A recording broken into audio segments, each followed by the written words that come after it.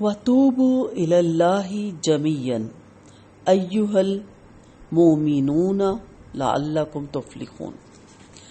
اس آیت میں رشتے بتا کے، ناطے بتا کے، تمام احکامات کو بتا کے، عورت کو ہر طرح کے فتنے سے بچا کے اللہ تعالیٰ نے سورت کی ابتدا سے لے کر یہاں تک جو احکامات بیان فرمائے، چونکہ ان کی پابندی میں کچھ نہ کچھ کوتاہی ہو جاتی ہے، اور کچھ نے تو پہلی دفعہ یہ باتیں سنی ہوں گی اور ان کو بڑی انوکھی بھی لگی ہوں گی، کیونکہ کچھ لوگوں کے گھروں میں ماحول ہی نہیں ہے اس طرح کا کہ محرم نامحرم کا فرق یا بچیوں کو پردے کے بارے میں اور حیا کے بارے میں بتانا، اور یہ بتانا کہ کس کس جگہ زینت ہے اور کون کون سی جگہ غیر محرموں کو اٹریکٹ کرتی ہے اور کون کون سی بات فتنے کا سبب ہے یا کون سی چیزیں جہنم کے لے جانے کا سبب ہے، جس میں بچیوں کے باریک کپڑے، ٹائٹ کپڑے، شارٹ کپڑے، سلیوز، ہاف سلیوز یا وداؤٹ سلیوز کے، اور دوپٹہ تو دور کی بات، اس طرح کے گلے اور اس طرح کے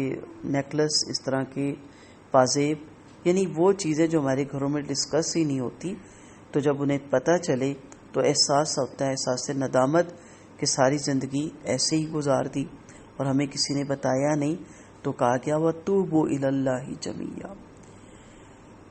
ٹھیک ہے، بلکہ ہر کام ہی میں خطا ہو جاتی ہے انسان سے، اس لیے کہا اے مومنو کہہ کر اللہ کی طرف پلٹنے اور گناہوں سے توبہ کرنے کا حکم دیا، یعنی تمہارے مومن ہونے کا تقاضا ہے کہ جو گناہ تم کر چکے یا آئندہ تم سے سرزد ہوں گے، ان سے اللہ کی طرف توبہ کرو اور آئندہ بھی کرتے رہو۔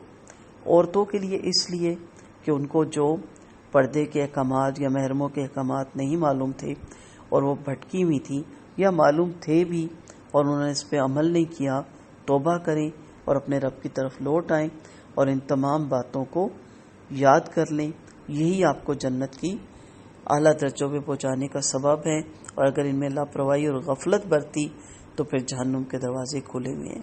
اور مردوں کے لیے جو دایوس کا کردار ادا کرتے ہیں، ایسے مرد کو اللہ تعالیٰ نے اللہ کے نبی نے دایوس کا کہ جس میں غیرت نہیں، یعنی اس کو اردو میں کہہ دیتے ہیں کہ بے غیرت کا، جس کو اپنے بیوی اور بچیوں کا معلوم نہیں کہ کون گھر میں آتا جاتا ہے، اور اس میں یہ بھی ہے کہ ان کی ہر طرح کی جو تربیت ہے اس پہ اس نے توجہ نہیں دی، اس لیے جمیعاً کہہ کے مردوں اور عورتوں سب کو توبہ کا حکم دیا اور توبہ کے نتیجے میں فلاح اور کامیابی کی بشارت دی۔ توبہ کا آپ اچھی طرح جانتے ہیں 3 فرائض ہے۔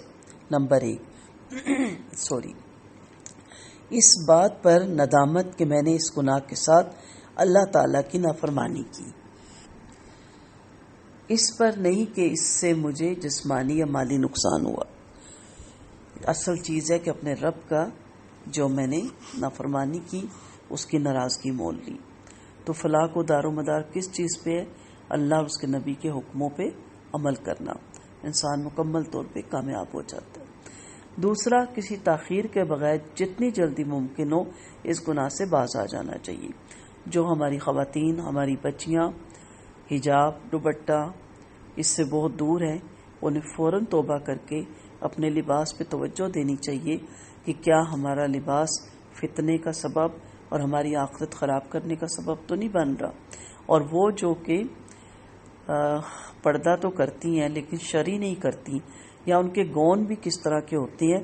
اٹریکٹیو، فٹنس والے، خوبصورت کلر کے، اور اس میں بیل بوٹے، موتی، نگ اور خوبصورت اوپر سکارف، کلرفل۔ میں تو حیران ہو جاتی ہوں کہ ریڈ کلر کے سکارف پہنے ہوتے ہیں، تو اگر بڑی عورت بھی ریڈ کلر کا پہنے گی تو وہ سو ینگ لگے گی۔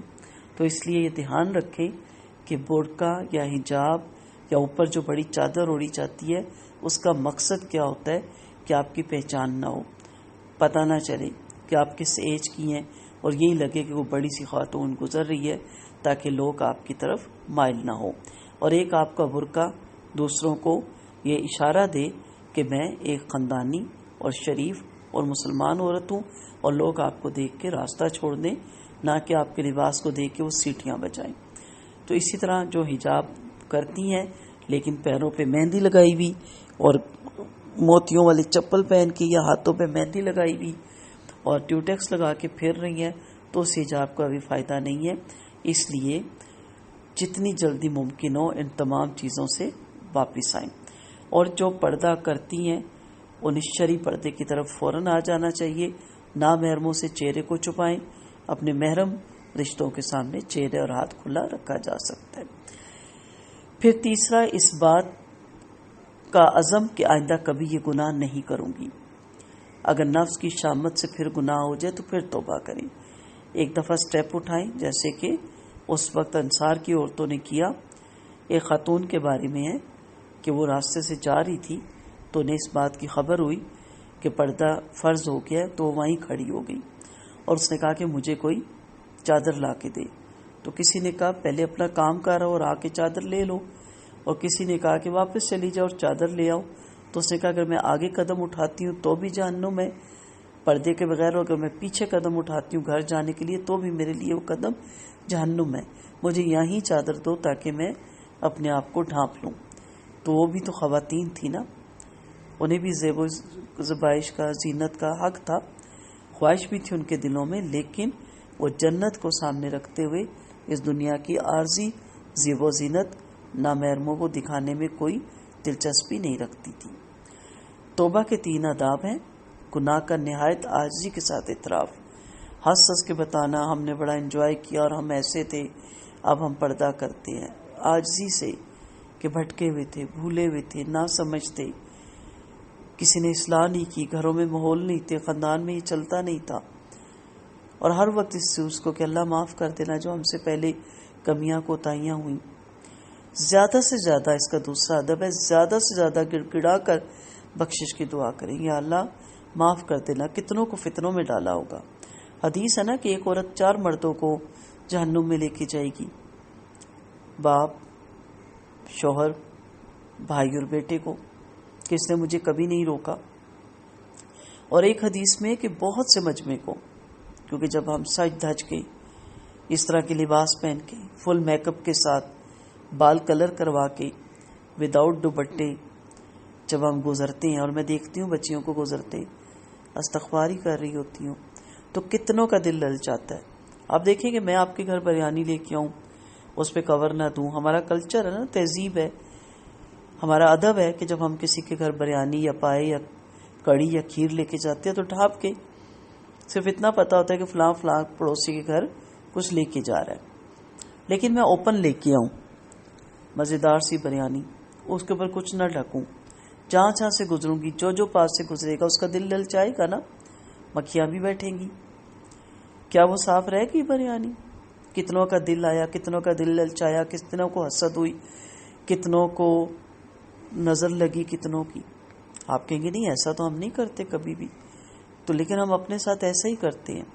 جب ہم اس طرح بن سنور کے ہماری بچیاں گزرتی ہیں تو کتنوں کا دل للچاتا ہے. اور مکھیاں تو بیٹھیں گی، گندگی، تو گندگی چاہیے نا، تو ایسی آنکھیں تو گڑی ہوتی ہیں آپ کے جسموں پہ. تو روئیں، گڑ گڑائیں، اللہ سے بخشش مانگیں. اور نمبر 3، گزشتہ گناہوں کو مٹانے کے لیے زیادہ سے زیادہ نیکیاں کریں.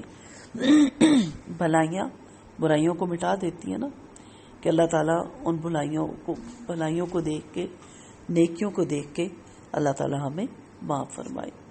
اللہ تعالیٰ ہم سب کو، ہماری تمام بچیوں کو، تمام امت مسلمہ کو شرعی پردہ کرنے کی توفیق دے، اور اپنے جتنے ہم نے اس آیت تک احکامات پڑھے اس پہ عمل کرنے کی توفیق دے.